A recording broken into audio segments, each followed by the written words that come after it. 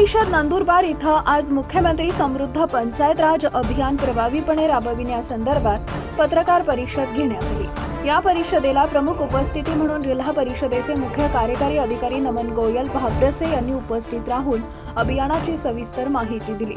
अतिरिक्त मुख्य कार्यकारी अधिकारी चंद्रकांत पवार, उपमुख्य कार्यकारी अधिकारी राहुल गावंडे, उपमुख्य कार्यकारी अधिकारी ग्रामपंचायत उदयकुमार कुसरकर हे देखील उपस्थित होते। श्री गोयल यांनी पत्रकार परिषदेत ग्रामीण विकासासाठी पंचायत राज संस्थांचे योगदान अधोरेखित करत अभियानाचे उद्दिष्टे, मुख्य घटक, अंमलबजावणी प्रक्रिया, जनजागृतीचे उपाय आणि पुरस्कार योजना याबाबत मार्गदर्शन केले। नमस्कार। महाराष्ट्र शासनाने 6 ऑगस्ट 2025च्या GR नुसार एक नवीन अभियान राबवण्याचा निर्णय घेतलेला आहे, म्हणजे मुख्यमंत्री समृद्ध पंचायत राज अभियान। या अभियानांतर्गत पूर्ण महाराष्ट्र राज्याच्या प्रत्येक ग्रामपंचायती, पंचायत समिती आणि जिल्हा परिषद यांच्या सहभागी होणार आहे। या अभियानाची कालावधी 17 सप्टेंबर पासून 31 डिसेंबर पर्यंत राहणार आहे।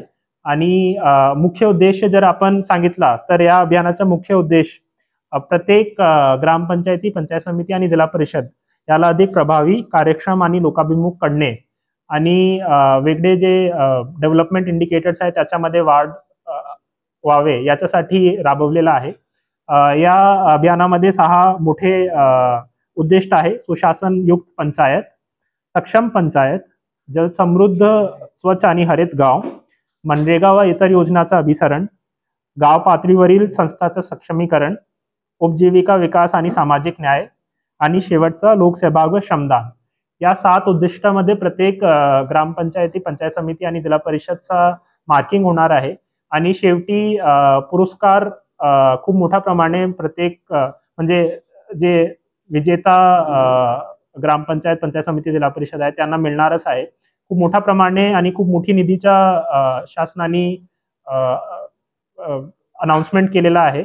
आणि मला वाटतंय की नंदुरबार मधनं आपले भरपूर असे ग्रामपंचायत आहे जे या महाराष्ट्र राज्यामध्ये टॉप 3 मध्ये विभागस्तरीय सुद्धा टॉप 3 मध्ये येण्याचे केपेबल आहेत। ते येतील आणि आम्ही त्यांना येत्या 3-3.5 महिन्यामध्ये कसा सक्षमीकरण करू आणि एक मोठ्या प्रमाणे त्यांचा डेव्हलपमेंट होईल याचं आमचं नियोजन 100% झालेलं आहे।